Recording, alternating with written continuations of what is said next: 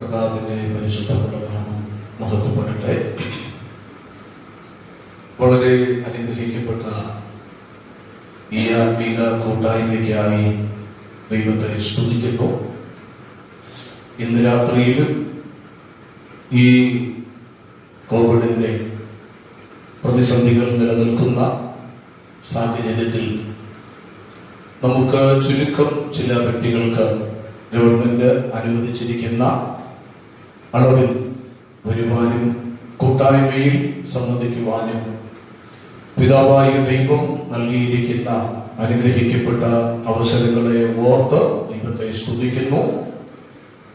സർവകൃപാലുവായ ദൈവം എല്ലാവിധ ആത്മീയ നന്മകളും യെരൂശലേമിന്റെയും സിയോന്റെയും അനുഗ്രഹങ്ങളും നിങ്ങളുടെ മേൽ വർഷിപ്പിക്കട്ടെ എന്ന് ഞാൻ പ്രാരംഭമായി പ്രാർത്ഥിക്കുകയാണ്. Price the Lord.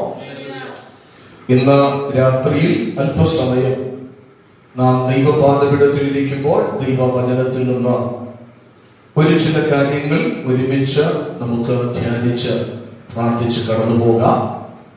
ഏവർക്കും വളരെ സുപരിചിതമായ ഒരു വേദഭാഗത്തിലേക്കാണ് നിങ്ങളുടെ ശ്രദ്ധ ഞാൻ ക്ഷണിക്കുന്നത്. നഹൂമിന്റെ പ്രവചനം 2-ാം അധ്യായം 1-ാമത്തെ വാക്യം വായിക്കാം. നഹൂമിന്റെ പ്രവചനം 2-ാം അധ്യായം 1-ാം വാക്യം. സംഹാരകൻ നിനക്കെതിരെ കയറി വരുന്നു, കോട്ട കാത്തുകൊള്ളുക, വഴി സൂക്ഷിച്ച് നോക്കുക, അര മുറുക്കുക, നിന്നെ തന്നെ നല്ലവണ്ണം ശക്തീകരിക്കുക. ഈ ഭാഗം നമുക്ക് ഏവർക്കും വളരെ പരിചിതമാണ്. നിരവധിയായ ചിന്തകൾ പലപ്പോഴും നാം ഇതിൽ നിന്ന് ശ്രദ്ധിച്ചിട്ടുമുണ്ട്. പ്രത്യേകിച്ച് നഹൂമിന്റെ പ്രവചനം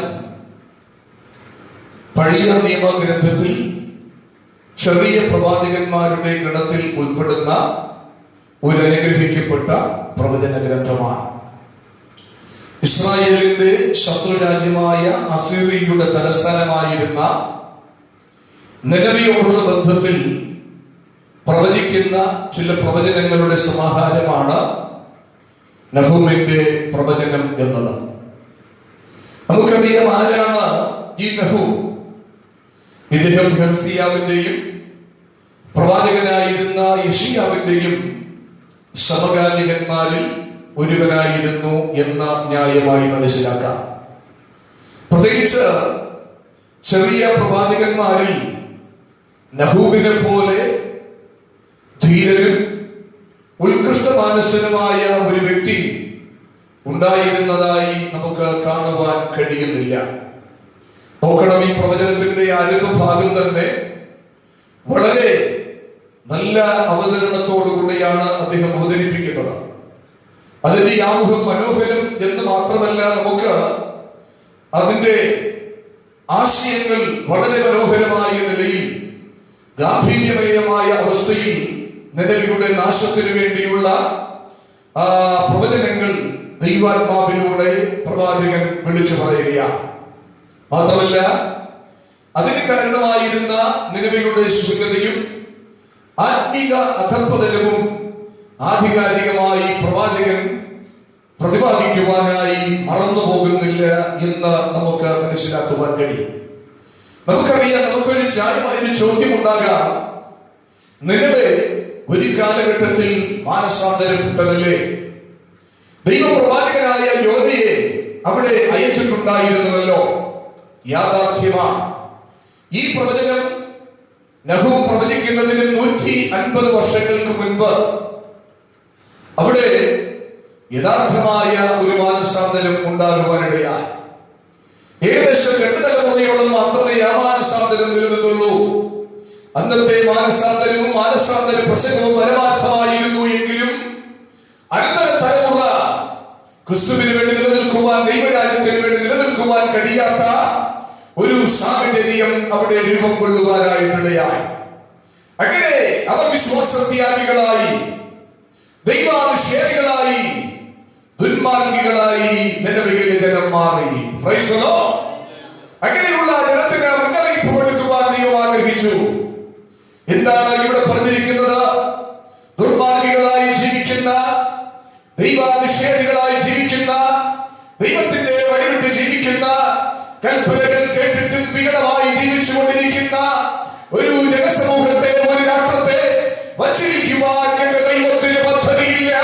ആ ജനാലോകത്തെ, ആ രാഷ്ട്രത്തെ, ആ പട്ടണത്തെ ന്യായം വിധിക്കുക മാത്രമാണ് ദൈവത്തിന്റെ മുൻപിലുള്ളത്. അങ്ങനെയെങ്കിൽ പറയട്ടെ, അങ്ങനെയുള്ള ഒരു സാമ്രാജ്യത്തെ നോക്കിക്കൊണ്ട് ദൈവത്തിന്റെ ആത്മാവ് പ്രവാചകനോട് വിളിച്ചു പറയുന്നു, സംഹാരകൻ നിനക്കെതിരെ കടന്നു വരികയാണ്. Price the Lord. നമുക്കറിയാം, നാം ചരിത്രം പഠിക്കുമ്പോൾ BC 7-ാം നൂറ്റാണ്ടിന്റെ അവസാനത്തോടുകൂടെ നിലവെ പട്ടണത്തിന്റെ നാശം സംഭവിച്ചതായി നാം ചരിത്രത്തിന്റെ താളുകളിലൂടെ മനസ്സിലാക്കുവാനായി സാധിക്കുന്നുണ്ട്. സംഘവും സംഘവും നിലവയ്ക്കെതിരെ വാളുകോരി നിലവയെ തകർത്ത് തരിപ്പണമാക്കി അങ്ങനെ ദൈവജനത്തിന്റെ എതിരിയായ ഈ ശത്രുരാജ്യത്തെ തമ്പുരാൻ നിശേഷം സംഭരിച്ച ചരിത്രമാണ് നമുക്ക് ദർശിക്കുവാനായി കഴിയുന്നത്. കരമുയർത്തി നമ്മുടെ ദൈവത്തിന് സ്തോത്രം ചെയ്യട്ടെ. എല്ലാ കാലഘട്ടങ്ങളിലും ദൈവശക്തികളായി ആരൊക്കെ ജീവിച്ചിട്ടുണ്ടോ അവരുടെ മേൽ ദൈവത്തിന്റെ ന്യായവിധികളുടെ കരം പതിപ്പെട്ടിട്ടുണ്ട്. ദൈവത്തെ മറന്നലിച്ചവർ ആരൊക്കെയുണ്ടോ അവരെല്ലാം ദൈവിക സ്പർശനങ്ങൾ അനുഭവിച്ചിട്ടുണ്ട്. ഇന്ന് രാത്രിയിലും ഈ ദൈവവചനം ഞാൻ നിങ്ങളോട് പങ്കുവെച്ചുകൊണ്ടിരിക്കുമ്പോൾ അവൻ ദൈവത്തിൽ സങ്കീർത്തനക്കാരൻ പറയുന്ന ഒരു പദമുണ്ട്, ദൈവത്തെ മറക്കുന്നവരെ ഇത് ഓർത്തുകൊള്ളുവിൻ. പിടിക്കുവാൻ ആരും ഉണ്ടാകാത്ത വിധത്തിൽ ഒരു ന്യായവിധി നമ്മുടെ മേൽ വരുവാനായി പോവുകയാണ്. Price the Lord. അതിന്റെ പ്രാരംഭഘട്ടങ്ങൾ എന്ന് വേണം മനസ്സിലാക്കാൻ. നമ്മൾ ഇപ്പോൾ നമ്മളായിരിക്കുന്ന ഈ സാഹചര്യങ്ങൾ, ഈ പാൻഡമിക് സാഹചര്യങ്ങൾ, തീർച്ചയായും ദൈവത്തെ സ്നേഹിക്കുവാനും അത് ദൈവത്തോട് അടുത്തു ചെല്ലുവാനും എന്റെ കർത്താവിനെ മുറുകെ പിടിക്കുവാനും എന്റെ ദൈവത്തോട് ചാരികരിക്കുവാനും ദൈവത്തിൽ നിന്ന് പഠിക്കുവാനുമുള്ള അവസരങ്ങളാണ് എന്റെ തമ്പുരാൻ ഈ ദിവസങ്ങളിൽ നമുക്ക് നൽകിയിരിക്കുന്നത്. Price the Lord. ഒരുപക്ഷേ നമുക്ക് ചിന്തിക്കാം, നമുക്കെല്ലാവർക്കും കൂടി വരുവാനുള്ള സാഹചര്യങ്ങളില്ല. ആയിക്കോട്ടെ, അവൻ തമ്പുരാൻ തരുന്ന അവൻ അവസരങ്ങൾ, അത് അവൻ സ്തോത്രം ഇതിങ്ങനെ തന്നെ തുടരണമെന്നുള്ള കാര്യമില്ല. ഒരുപക്ഷെ ഇപ്പോൾ അനുവദിക്കപ്പെട്ടിരിക്കുന്ന സാഹചര്യങ്ങൾ പോലും അത് വിച്ഛേദിക്കപ്പെടുവാനുള്ള സാഹചര്യമാണ് മുൻപിലുള്ളത്. ആയതുകൊണ്ട് ദൈവം തരുന്ന അവസരങ്ങളൊന്നും പാഴാക്കണ്ട. അവൻ ദൈവത്തെ അവൻ സ്തോത്രം കണ്ടെത്താവുന്ന കാലത്ത് അവനെ വിളിച്ചപേക്ഷിപ്പിൻ. അവനടുത്തിരിക്കുമ്പോൾ അവനവരോട് നമ്മുടെ കാര്യങ്ങൾ പറയുക, അവരോട് നമ്മൾ സംവദിക്കുക. അവിടെ നമുക്ക് വേണ്ടി ഇറങ്ങി വരും. അവന്റെ കരം നമുക്ക് വേണ്ടി ഇന്ന് രാത്രിയിലും നീട്ടപ്പെട്ടിട്ടുണ്ട്. ഒരു സംഹാരകൻ ഇവിടെ സംഹാരതാണ്ഡവം ആടിക്കൊണ്ടിരിക്കുമ്പോൾ ഇന്ന് പകൽക്കാല കുഞ്ഞാടിന്റെ രക്തത്താൽ വീണ്ടെടുക്കപ്പെട്ട ദൈവത്തിന്റെ സഭ ഉണരേണ്ട കാലഘട്ടമാണ്. ദൈവം വഴി വിട്ടുപോകാതെ, വിശ്വാസത്യാഗികളാകാതെ, പിൻമാറ്റത്തിലേക്ക് വഴി വീഴാതെ, ദൈവവചനത്തെ ചവിട്ടി മതിക്കാതെ കൃപയുടെ കാലത്തിൽ ക്രിസ്തുവിന് വേണ്ടി ഫലം കായ്ക്കുവാൻ എന്റെ തമ്പുരാൻ ഇവിടെ ആക്കി വെച്ചിരിക്കുകയാണ്. Price the Lord.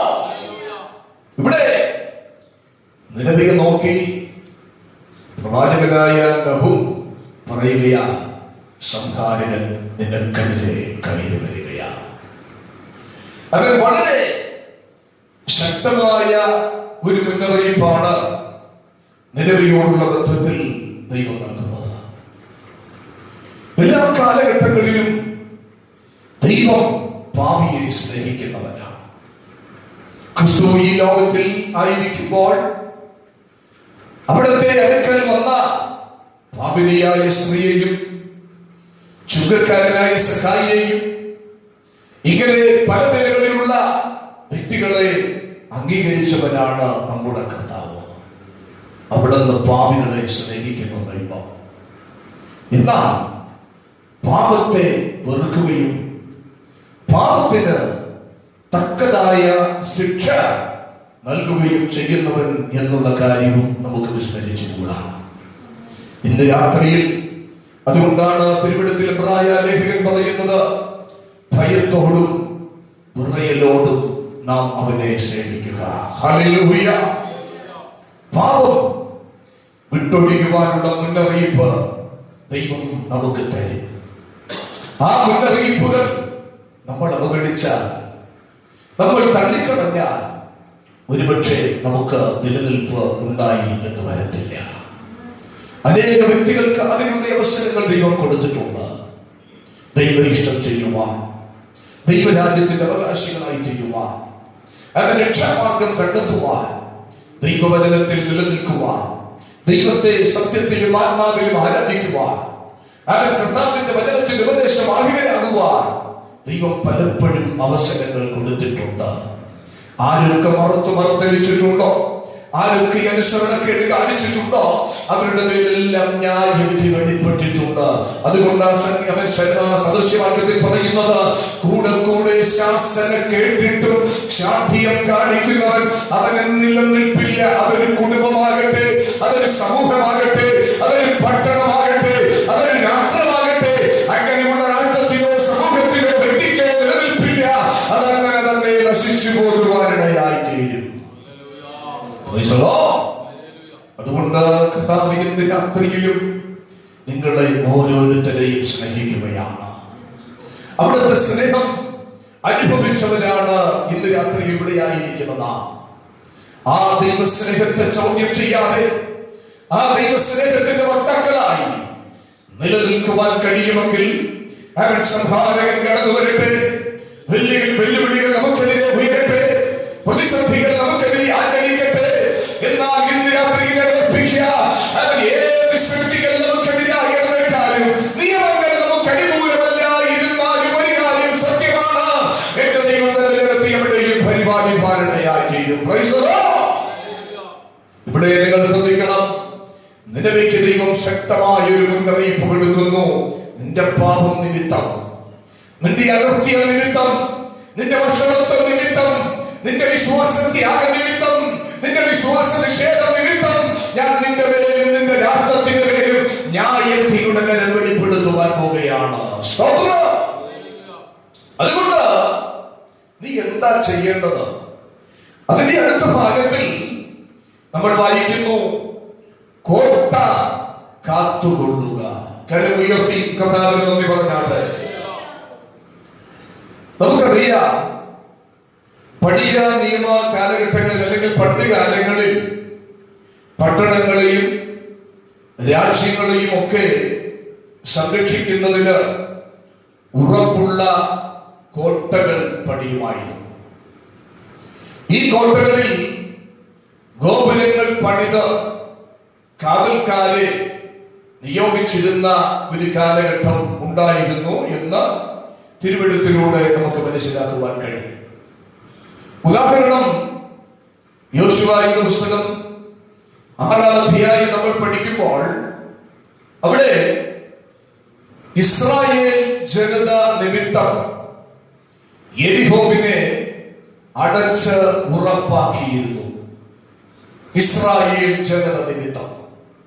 അപ്പോൾ രാജ്യങ്ങളാകട്ടെ, പട്ടണങ്ങളാകട്ടെ, ചെറിയ സംസ്ഥാനങ്ങളാകട്ടെ, പ്രോവിൻസുകളാകട്ടെ, ഇതിനെയെല്ലാം പ്രത്യേകമായ നിലയിൽ ഉറപ്പുള്ള കോട്ടകളും കൊത്തളങ്ങളും പണിത് കാവൽക്കാരെ ചുമതലകൾ ഏൽപ്പിച്ച് പരിപാലിക്കുന്ന ഒരു രീതി പ്രാചീന കാലങ്ങളിൽ നിലനിന്നിരുന്നു എന്ന് നമുക്ക് മനസ്സിലാക്കുവാൻ കഴിയും.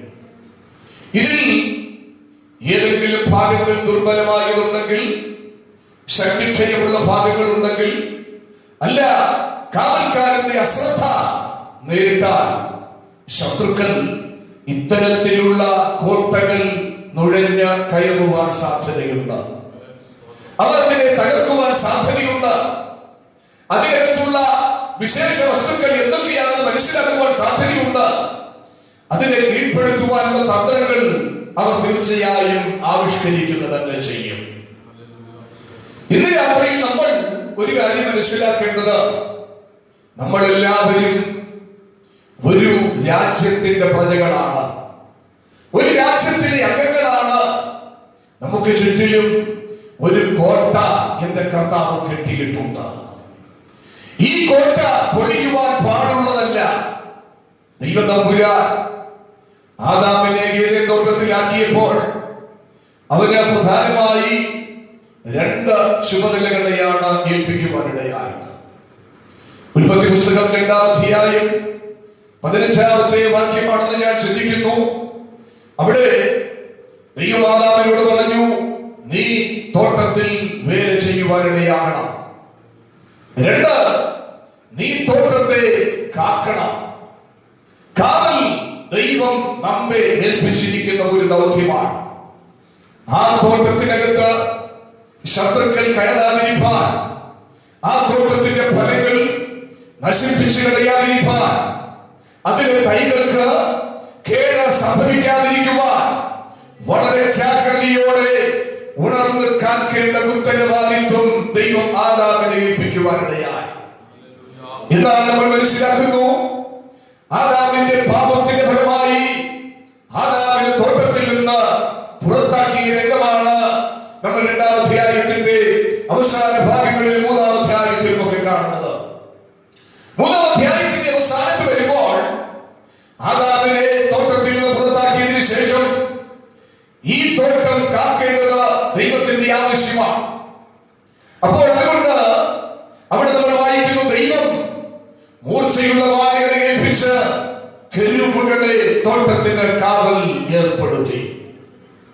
ഇന്ന് രാത്രിയിൽ ഞാൻ പറയുന്നതിന്റെ സാരമിതാണ്, ഇതിനെ കാക്കേണ്ട ചുമതല എനിക്കും നിങ്ങൾക്കുമാണ്. ഈ സഭയാകട്ടെ, ഈ ദേശത്തെയാകട്ടെ, അവൻ സംരക്ഷിക്കുവാനുള്ള ഒരു കാവൽക്കാരന്റെ ദൗത്യം എന്റെ തമ്പുരാൻ നമ്മെ ഫലമേൽപ്പിച്ചിരിക്കുകയാണ്.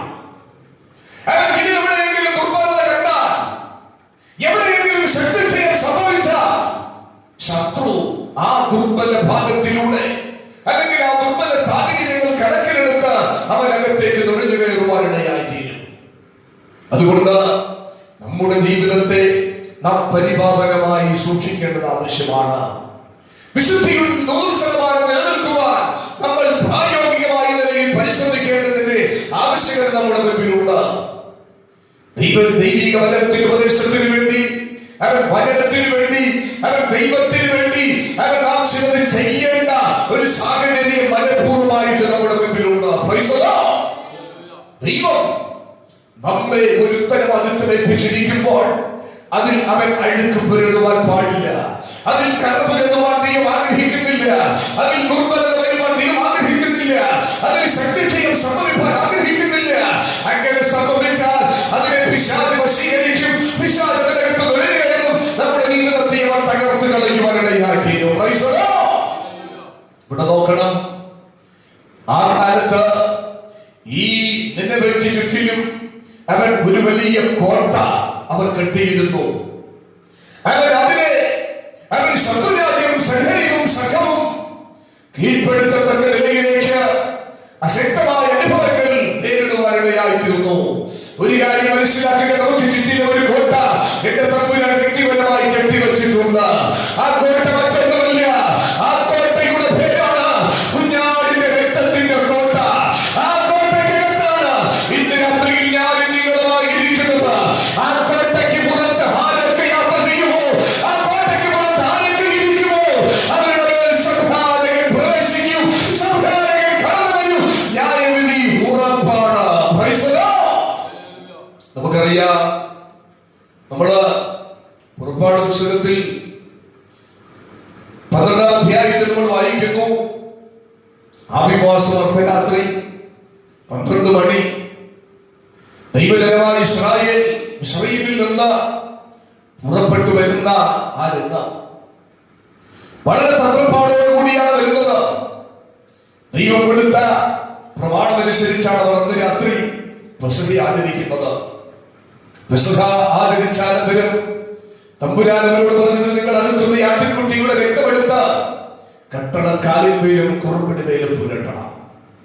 ഏതെല്ലാം ഭവനത്തിന്റെ കട്ടളക്കാലിലും കുറുമ്പടിയിലും രക്തം കാണുന്നോ, ആ കുടുംബങ്ങളെ സംഹാരകൻ കടന്നു പോകുമ്പോൾ അവൻ പ്രവേശിക്കുന്നില്ല, സംഹാരകൻ തൊടുവാൻ ഞാൻ അനുവദിക്കുന്നില്ല. അവൻ രക്തം കൊണ്ട് മുദ്രയിടപ്പെട്ട ഭവനമല്ല, അത് സുരക്ഷിതമായിരിക്കും. ഇന്ന് രാത്രിയിലും ഇവിടെ ഇരിക്കുന്ന ദൈവജനത്തോട്, ഈ ശബ്ദം കേൾക്കുന്ന പ്രിയമുള്ളവരോട് ദൈവത്തിന്റെ ആത്മാവിന് പറയുവാനുള്ളത്, കുഞ്ഞാടിന്റെ രക്തക്കോട്ടയ്ക്കുള്ളിൽ ആരൊക്കെ ഇരിക്കുന്നുണ്ട്, അവൻ സുരക്ഷിതനാണ്. അവൻ അർദ്ധരാത്രിയിലാകാം, നീ അറിയാത്ത സമയത്ത്, നീ ഉറങ്ങിക്കിടക്കുന്ന സമയത്താണ് അവൻ സംഹാരകന്റെ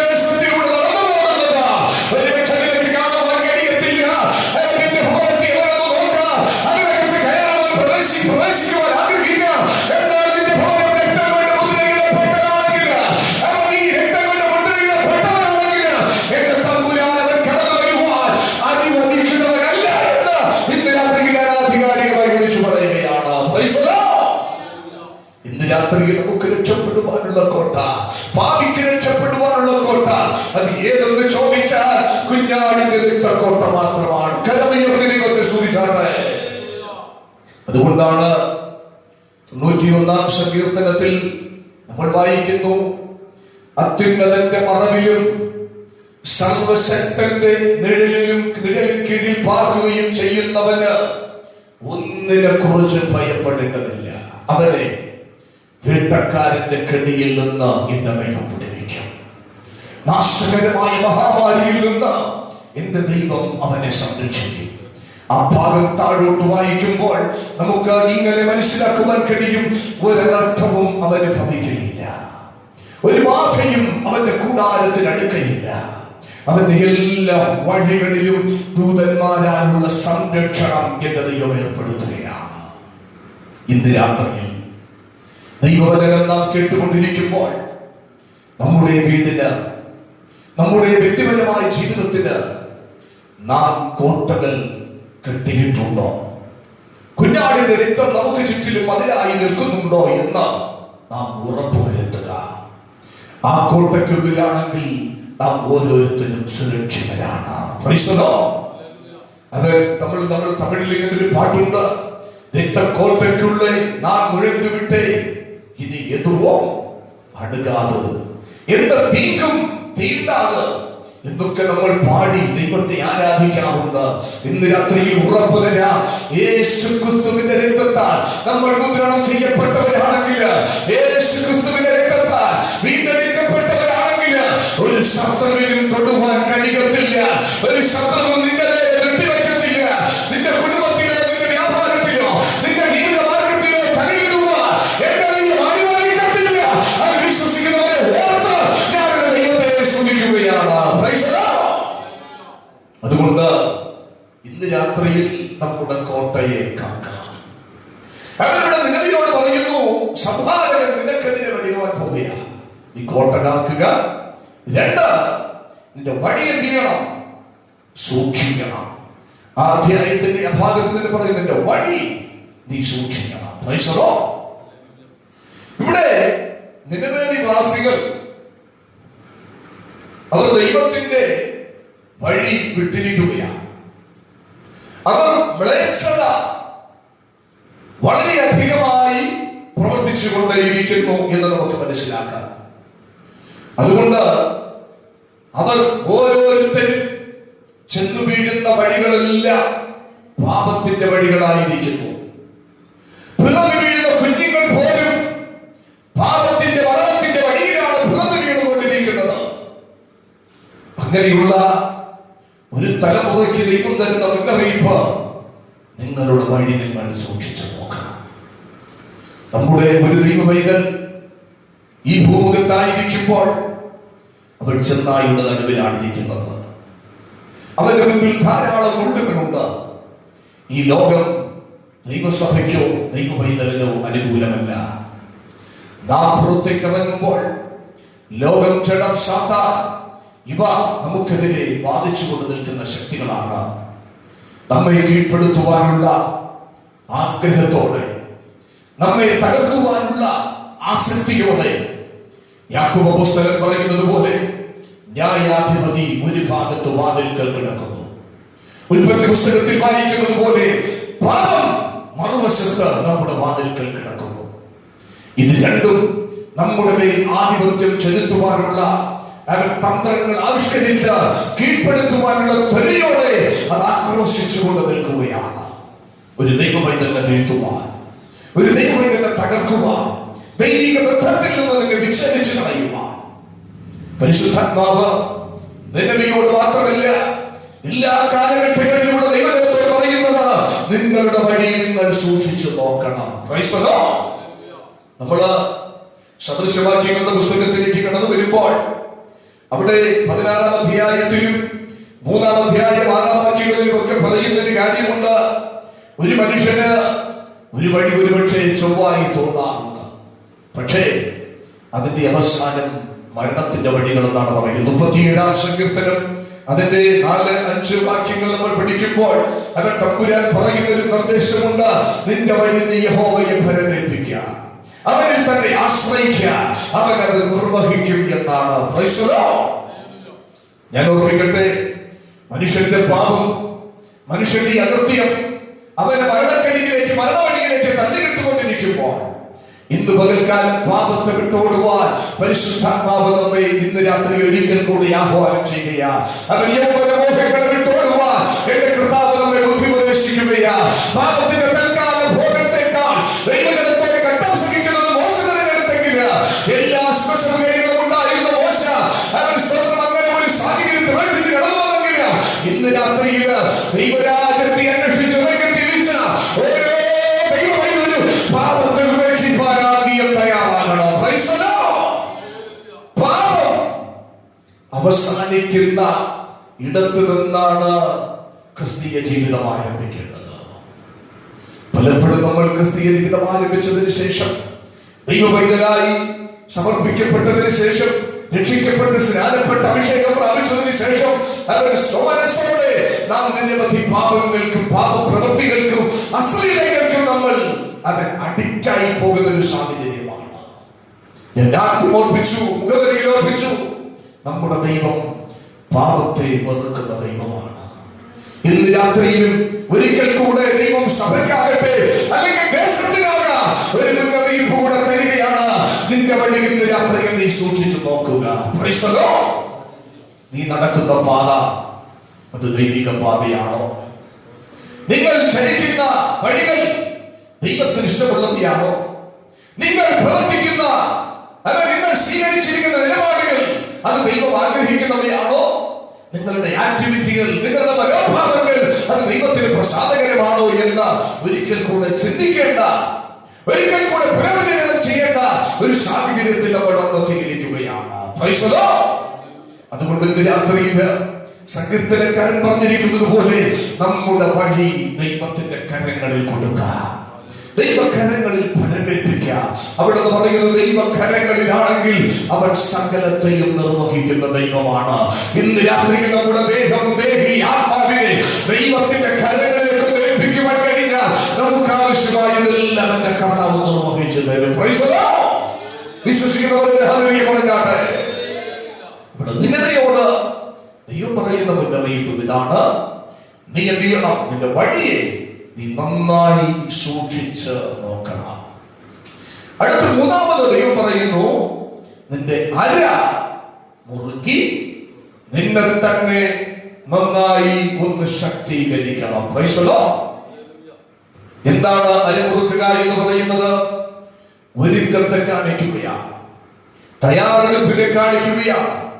ഏതാക്രമണങ്ങൾ നേരിട്ടാലും അതിനെ എതിർത്ത് നിൽക്കുവാനുള്ള ഒരു രീതി നീ കൈക്കൊള്ളേണ്ടത് ആവശ്യമാണ് എന്നുള്ള ഒരു മുന്നറിയിപ്പാണ് ഇവിടെ നൽകുന്നത്. ഒരു കാര്യം സത്യമാണ്, ജീവന്റെ വഴിയിൽ പ്രവേശിച്ചവൻ, കുഞ്ഞാടിന്റെ രക്തത്താൽ മുദ്രയിടപ്പെട്ടവൻ, അവൻ എവിടേക്കാണ് ഇറങ്ങുന്നത്? അവൻ ഡയറക്റ്റായി ചെല്ലുന്നത് പോർക്കളത്തിലേക്കാണ്, ഒരു യുദ്ധമേഖലയിലേക്കാണ്. ആരോടാണ് അവൻ പോരാടുന്നത്?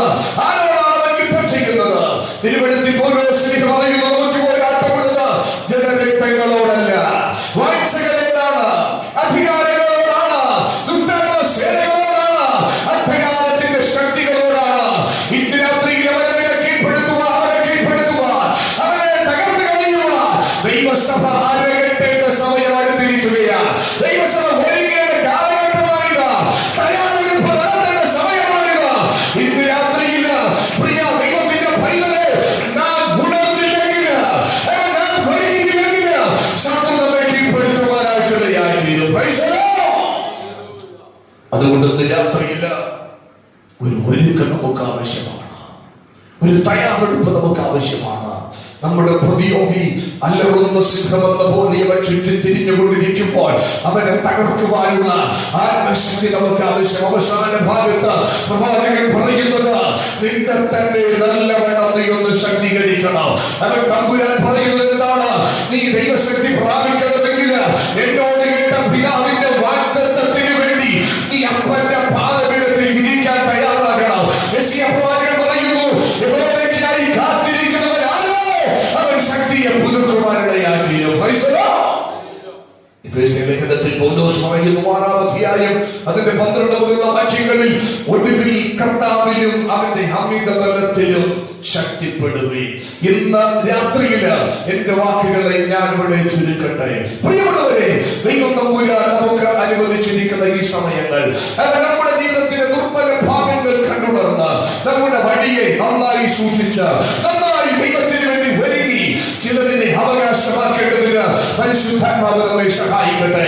ഇന്ന് രാത്രിയിൽ ശത്രു നമുക്കെതിരെ വാഴുവാൻ അവർ ആക്രോശത്തോടെ അവർ നമ്മുടെ എതിരായി നിൽക്കുമ്പോൾ അവരെ ചെയ്യുവാനുള്ള അഭിഷേകം പരിശുദ്ധാത്മാവ് ദൈവസഭയ്ക്ക് കൈമാറുകയാണ്. ഒരുപക്ഷെ പദവികളിലുള്ള ആപരാധികൾ വരുന്നില്ല, ചോദ്യങ്ങൾ വരുന്നില്ല. ഇന്ന് രാത്രിയിൽ ദൈവസഭയിൽ ഇരിക്കുന്ന ഒരു വ്യക്തിയാകാം നിങ്ങൾ. എന്നാൽ ഇന്ന് രാത്രി ദൈവത്തിൽ ശക്തിപ്പെടുക. ദയാളിയായ കർത്താവ് ദൈവത്തോടെ നിങ്ങൾ നടത്തുവാൻ ആഗ്രഹിക്കുന്നു. എല്ലാ കൈകളും പറയട്ടെ, എല്ലാവരുടെ കാര്യങ്ങളും പറയട്ടെ. സ്വർഗ്ഗത്തിലേക്ക് നമ്മുടെ കൈകൾ ഉയർത്താം. ഹല്ലേലൂയ. എല്ലാ ദൈവജനവും ദൈവസന്നിധിയിൽ നമ്മെ തന്നെ ഒരു നിമിഷം സമർപ്പിക്കാം. മറ്റുള്ളവരെ മോട്ടിവേറ്റ് ചെയ്യുന്നതിൽ നമ്മൾ പലപ്പോഴും ഉത്സാഹികളാണ്. എന്നാൽ നമ്മെ തന്നെ ശക്തീകരിക്കുന്നതിൽ നാം എന്ത് പങ്കാണ് വഹിച്ചുകൊണ്ടിരിക്കുന്നത്? നാം മറ്റുള്ളവർക്ക് ജീവനില്ല, ആത്മിക ബലമില്ല, ദൈവകൃപയില്ല എന്നൊക്കെ പറയുമ്പോൾ നാം നമ്മോട് ചോദിക്കുക, ദൈവം ആഗ്രഹിക്കുന്ന ആത്മബലം എന്നിലുണ്ടോ? ദൈവം ആഗ്രഹിക്കുന്ന ആത്മശക്തി എനിക്ക് അനുഭവിപ്പാൻ കഴിയുന്നുണ്ടോ? ദൈവം ആഗ്രഹിക്കുന്ന നിലയിൽ തളരാതെ മുന്നേറുവാൻ എനിക്ക് സാധിക്കുന്നുണ്ടോ? ഇന്ന് രാത്രിയിൽ ആത്മശക്തി സംഭരിക്കുക. എന്തിന്? കർത്താവ് അവൻ തന്നെ അനുഗമിച്ച ശിഷ്യഗണങ്ങളോട് ഇങ്ങനെയാണ് പറഞ്ഞത്, നിങ്ങൾ ശക്തി ധരിക്കുമ്പോഴും നഗരത്തിൽ പാർക്കണം. അവൻ ഈ ശക്തി നിങ്ങളെ നേരിടും. അത് അത്യുന്നതന്റെ ശക്തി തന്നെയാണ്. അത് നിങ്ങളിൽ വരുമ്പോൾ നിങ്ങൾ ശക്തി ലഭിച്ചതിന് ശേഷം എന്റെ സാക്ഷികളാകണം.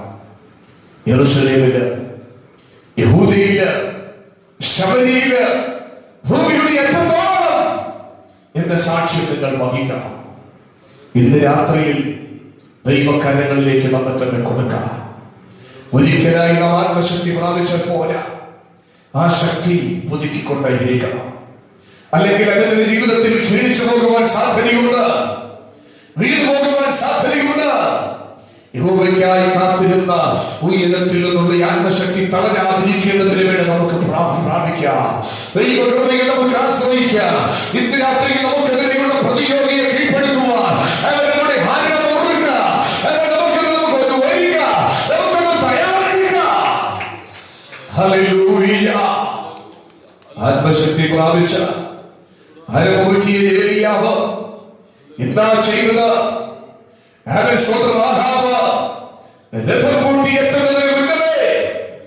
ആത്മശക്തി പ്രാപിച്ചവൻ, ദൈവകൃപ ഏറ്റെടുത്തവൻ, അരമുറുക്കിയവൻ, അരമുറുക്കി ഓടിയവൻ ആദ്യം ചെന്നെത്തുവാനിടയായി ലക്ഷ്യസ്ഥാനത്ത്. ഇന്ന് രാത്രിയിൽ നിന്നവൻ നമ്മുടെ ലക്ഷ്യത്തിൽ കൊണ്ടെത്തിക്കുവാൻ ദൈവജനത്തിന്റെ അര മുറുക്കേണ്ടിയിരിക്കുന്നു. സത്യത്തിന്റെ ബെൽറ്റ് നന്നായി ഒന്ന് കിടേണ്ടിയിരിക്കുകയാണ്. നിങ്ങളുടെ ആരെ കെട്ടിയും എന്നാണ് പൗലോസ് പറയുന്നത്. ഇന്ന് രാത്രിയിൽ അസത്യത്തിന്റെ ബെൽറ്റ് അവൻ നമുക്കൊന്ന് ഇട്ട് ഉറപ്പിക്കാം. അവൻ നമ്മുടെ മുന്നിലുള്ള അസത്യവാദിയെ തകർക്കുവാൻ, നമ്മുടെ മുന്നിലുള്ള വെല്ലുവിളികളെ തകർക്കുവാൻ, നമ്മുടെ മുന്നിലുള്ള ഭീഷണികളെ തകർക്കുവാൻ, നമ്മുടെ പ്രതിരോധത്തെ തകർക്കുവാൻ ആ സത്യത്തിന്റെ ബെൽറ്റ് മുഖമുദ്രയായി തീരട്ടെ. ദൈവകരങ്ങളിലേക്ക് കൊടുക്കാമോ? ദൈവസാന്നിധ്യത്തിനായി നമ്മെ സമർപ്പിക്കാമോ? നമ്മുടെ വഴി നമുക്ക് തന്നെ ഒന്ന് സൂക്ഷിച്ചു നോക്കാം. എവിടേക്കാണ് നമ്മൾ ചലിച്ചുകൊണ്ടിരിക്കുന്നത്? എങ്ങനെയാണ് നമ്മൾ ജീവിക്കുന്നത്? നമ്മുടെ അനുദിന ജീവിതത്തിന്റെ വഴികൾ, പ്രവൃത്തികൾ, ചിന്തകൾ, ശീലങ്ങൾ ഏത് നിലയിലാണ്? കാണുവാൻ, ഉണരുവാൻ, ബോധവാന്മാരായി തീരുവാൻ ദൈവാത്മാവ് ഇന്ന് രാത്രിയിൽ സഹായിക്കട്ടെ. കർത്തൃകരങ്ങളിൽ കൊടുക്കാം. കുഞ്ഞാടിന്റെ നേത്രക്കോട്ടയ്ക്കുള്ളിലാണോ എന്ന് ഇന്ന് രാത്രിയിൽ ഉറപ്പുവരുത്താം. അവൻ അതിന് പുറത്താണെങ്കിൽ ഇന്ന് രാത്രിയിൽ അതിനകത്തേക്ക് നമുക്ക് കടന്നു വരാം. ഹല്ലേലൂയ.